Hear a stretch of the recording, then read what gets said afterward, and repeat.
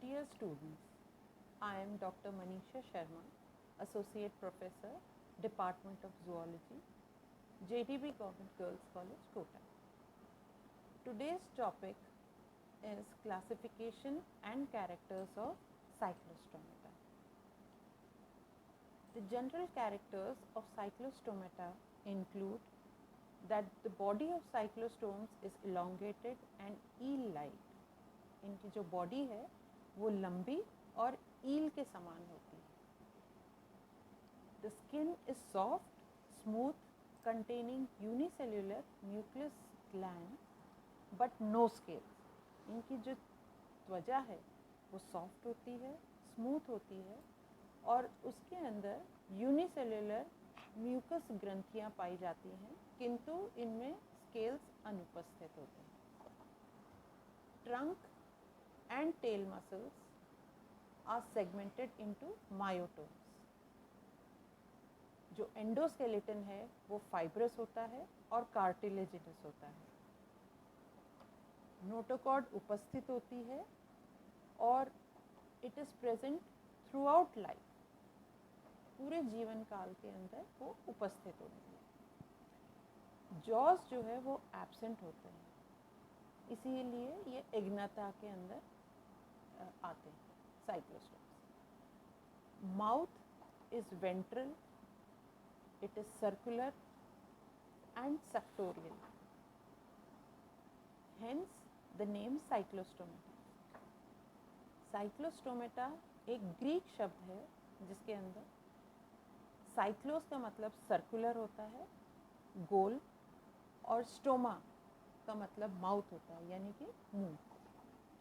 जो digestive system है उसके अंदर स्टमक अनुपस्थित होता है, इंटेस्टाइन उपस्थित होती है with a fold which is known as typhlosole.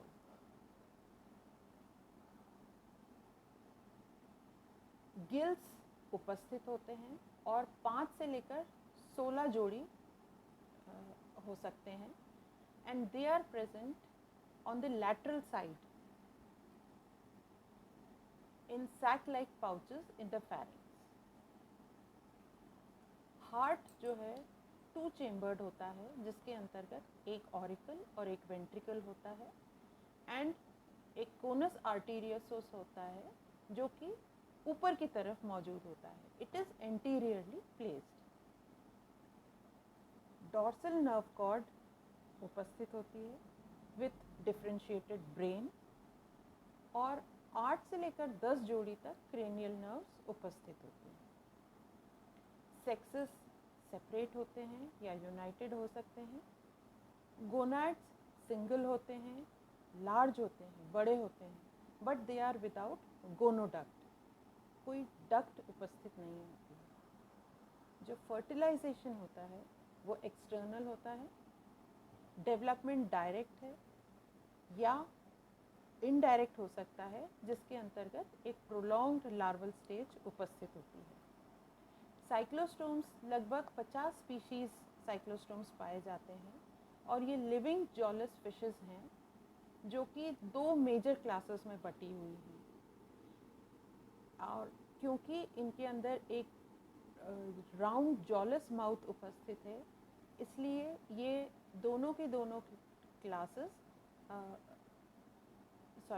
दोनों के दोनों जो ऑर्डर्स हैं वो साइक्लोस्टोमेटा क्लास के अंतर्गत आते हैं. तो ये जो दोनों ऑर्डर्स हैं, इनका सबसे प्रथम ऑर्डर है पेट्रोमाइजोन्शिया. तो जो पेट्रोमाइजोन्शिया है वो फिर से एक ग्रीक शब्द है, जिसके अंतर्गत पेट्रोस का मतलब होता है स्टोन और माइजोन का मतलब होता है सक.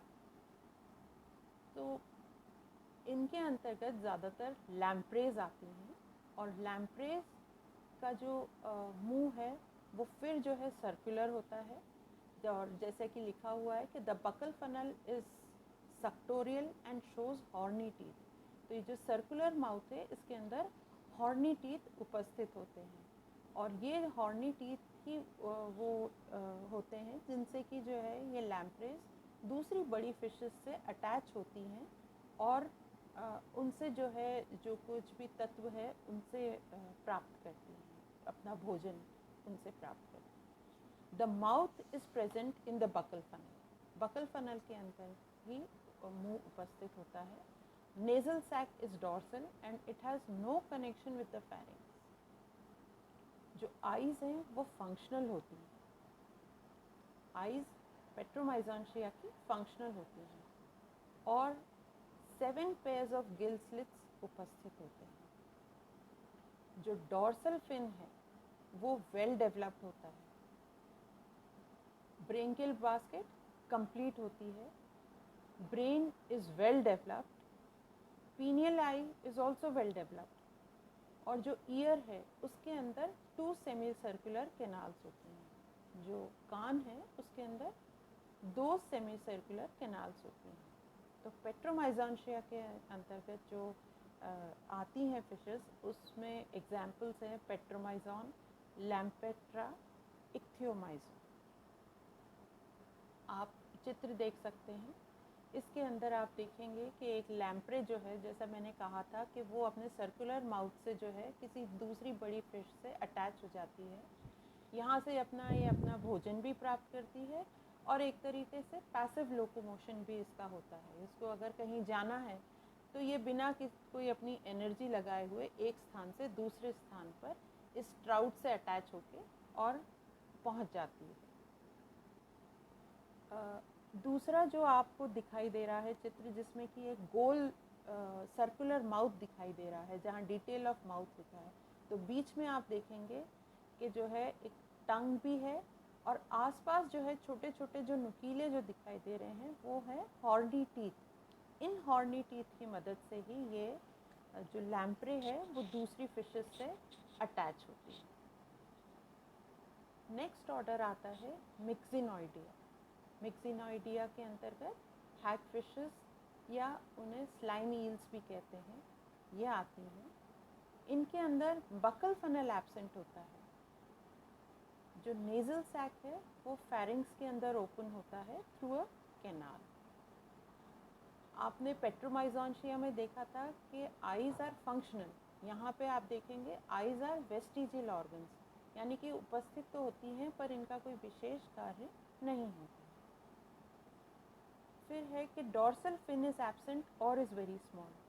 अगर उपस्थित है डॉर्सल फिन तो वो छोटा होता है या फिर अनुपस्थित ही होता है। Branchial basket is poorly developed. जो ब्रेन है वो प्रिमिटिव टाइप का होता है। Pineal I is reduced. Year has only 1 semi circular canal, जबकि पेट्रोमाइजोन्शिया में आपने देखा कि वहाँ पर कान के अंदर 2 सेमी सर्कुलर कैनाल्स थे। और ये जितनी भी हैग फिशेस हैं वो सब की सब मेराइन होती हैं, यानी कि लवणीय जल में पाई जाती हैं। इनके एग्जाम्पल्स हैं मिक्सीन ग्लूटिनोसा, जिसे कि हैग फिश या स्लाइम ईल भी कहते हैं, एप्टाट्रिटिस या डेलोस्टोमा और पैरामेक्सिन। जैसा कि आप देख सकते हैं इस चित्र के अंदर कि ये जो आपको ईल दिखाई दे रही है, इसके त्वचा के ऊपर स्लाइम ग्लैंड्स लेबल्ड है।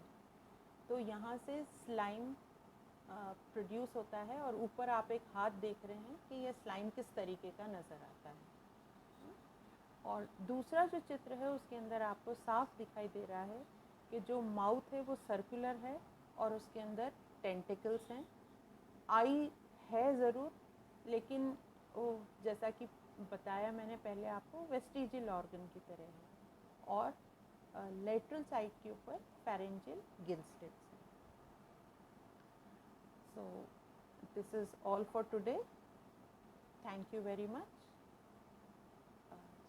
Stay home, stay safe. Thank you.